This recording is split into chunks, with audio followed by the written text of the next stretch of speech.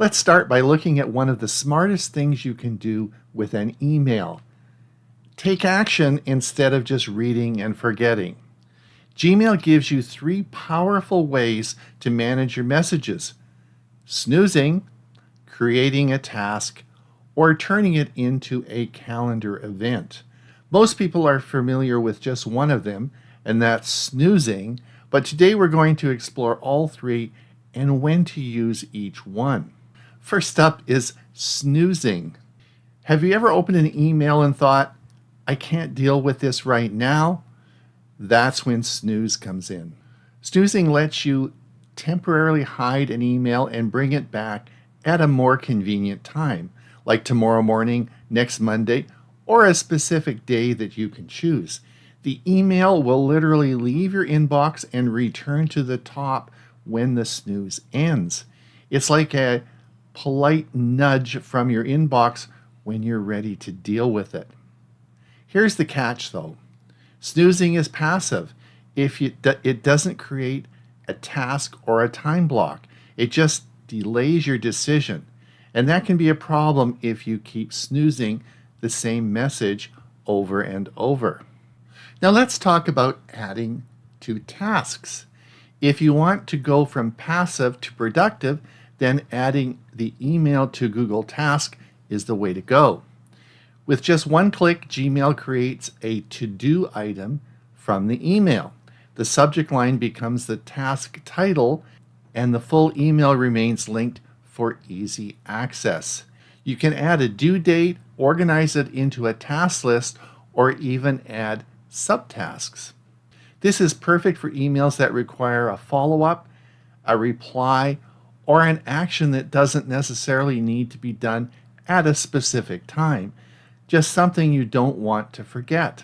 It's especially useful for personal accountability, and if you use Google Calendar, your task can appear right alongside your events, so nothing slips through the cracks. And finally, create a calendar event. Now, let's say email is about a meeting, a phone call, or a deadline, something you actually need to do at a specific time. Instead of writing it down somewhere or setting a reminder in your head, click Create Event from the 3-dot menu. Gmail will open Google Calendar in a new tab and pre-fill the event with the email content. You just set the time and date and you're ready to go. You can invite others, add a location, include a Google Meet link, and most importantly, you now made time for it. Creating an event turns your email into real-world commitment. You've just moved from thinking about something to actually scheduling it. So let's recap quickly with a side-by-side comparison. Snooze is like a reminder, task is an action, and Google Event is a time commitment. Each has its place, but knowing which one to use can make a big difference in how well you stay on top of things. Coming up next, we'll start with the most structured approach, turning an email into a calendar event.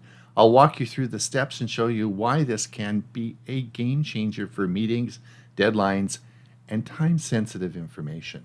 Let's start by turning an email into something powerful, a calendar event.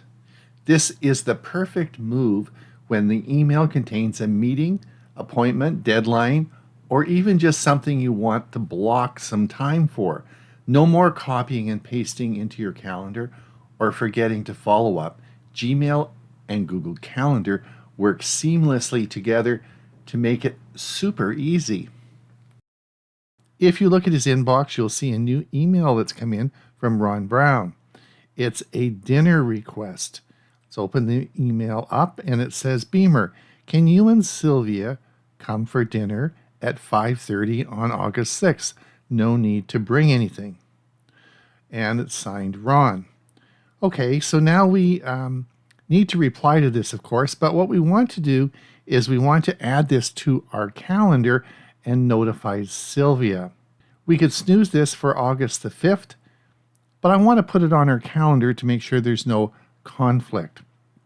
So to add this to Google's calendar, come up to the three-dot menu, click More, and you can see here that there is a Create an Event. Let's click this, and this takes you right into Google Calendar.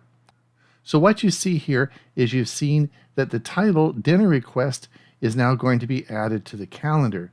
Now, it's for August the 6th at 5:30.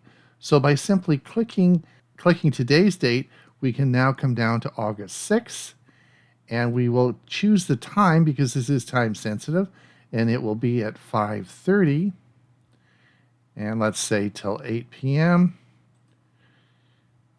And it's not all day and it does not repeat. So this is now, we're going to save this. And as we come down here, we can see that, of course, Beamer is the organizer, and we're going to add guests. I want to add it to the calendar of Sylvia. So let's add Sylvia in. So now Sylvia is going to get a notification, and it's going to add this to her calendar as well. So we're going to save this. Would you like to send him into Google Calendar guests? Yes. We'll send that. Now, I want you to come over here, and I want you to look down on the left side. And of course, we'll have Beamer Brown, and also on the calendar, we have tasks. Remember the tasks? So now the car washing task we did before is now, of course, on Sunday. You can see this, and this is an example of a task that automatically gets added to your calendar. So as we come along here, you'll now see on our calendar on the Wednesday, we'll see that there is a dinner request at 5:30.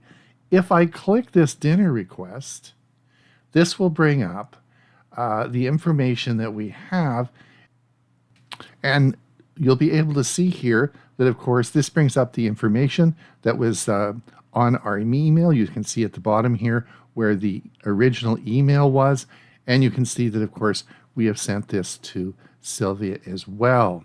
All right, we've seen how to schedule an email as a calendar event, but what if you don't need to block time? Yet you still need to follow up or take action. That's where Gmail's Add to Task really shines. Instead of letting an email slip through the cracks, or worse, snoozing it into oblivion, you can turn it into a to-do item right from your inbox. And the best part, the original email stays linked to your task, so you always know exactly what it is about. Let me walk you through how it works. All right, here we are in my fictitious account called Beamer Brown. Now, my wife has just sent me an email and says, "Can you wash my car on Sunday?" Let's open this up here, and I need to schedule this as a task so I don't forget, not something I want to forget. So as we come up here, we can see this top menu. Let's click the three-dot menu, and it simply says Add to Tasks. So we're going to click this, and that immediately over in the right-hand panel puts this in My Task List. This is the list I have made up called My Tasks. Now, can you wash the car on Sunday? So today, let's book that in for Sunday. Sunday is here, and we'll say this is done. We can set a time. Let me say I'm going to do it around 10. It's a little bit warmer then. We're not going to repeat this. You could repeat it if you want. We're going to click Done. And now in My Tasks, it's going to list this for a task tomorrow. When we complete it, we just click this here. Why is this so powerful? Because now your to-dos are separate from your inbox, but still directly connected to the emails that mattered. This reduces inbox clutter and gives you a clear checklist of what needs to be done without relying on your memory or sticky notes. If you've ever left emails unread just so you'd remember to follow up later, you're going to love this.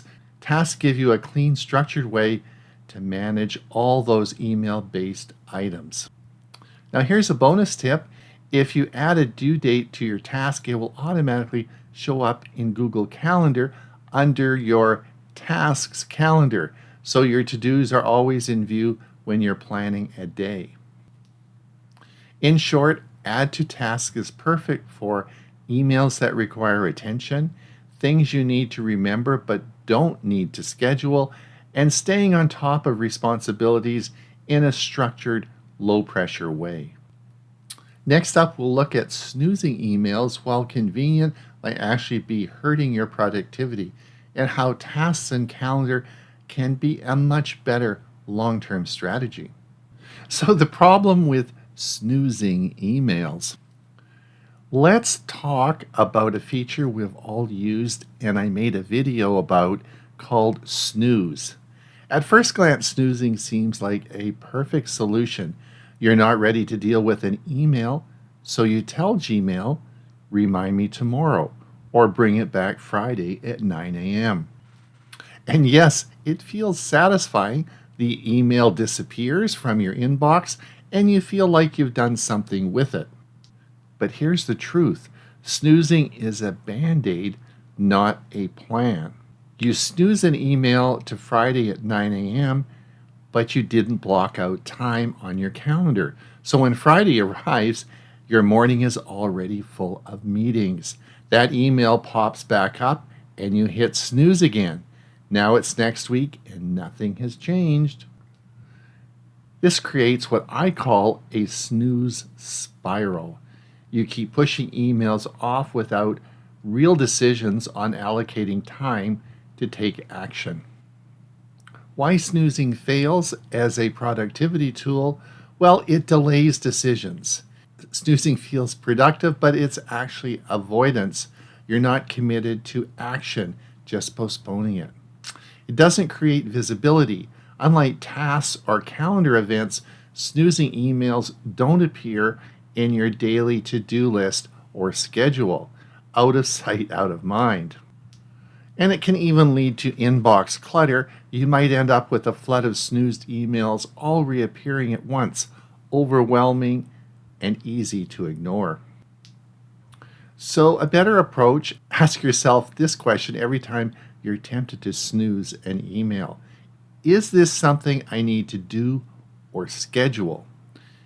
If yes, turn it into a task. If it needs to happen at a certain time, schedule a calendar event. If you generally just want a reminder and have no action to take, then go ahead and snooze it.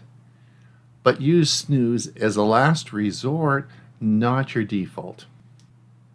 So why is calendar and task integration so powerful? Well, calendar equals time commitment. You're reserving time for it. Others can join in if you want to collaborate. Task equals action commitment. You're tracking what needs to get done. No time blocked unless you schedule it, but it is visible. Gmail makes it seamless. You don't have to leave your inbox, and it keeps your focus centralized. All right, to finalize things, here are some bonus productivity tips. Let's look at creating labels for specific types of tasks or events, like follow-up, finance, or appointments. Also, use calendar color coding. This helps visually separate different types of events by choosing different colors for different types of events. Link calendar and tasks together. Example, use tasks with due dates that also show in the calendar. So as we finalize this, let's try turning your next 3 important emails into a task or calendar event. If this helped you, give it a like and share it with productivity-minded individuals. It's Ron Brown with Tech for Senior. Hopefully you've enjoyed this video. Please like and subscribe, and we'll see you soon.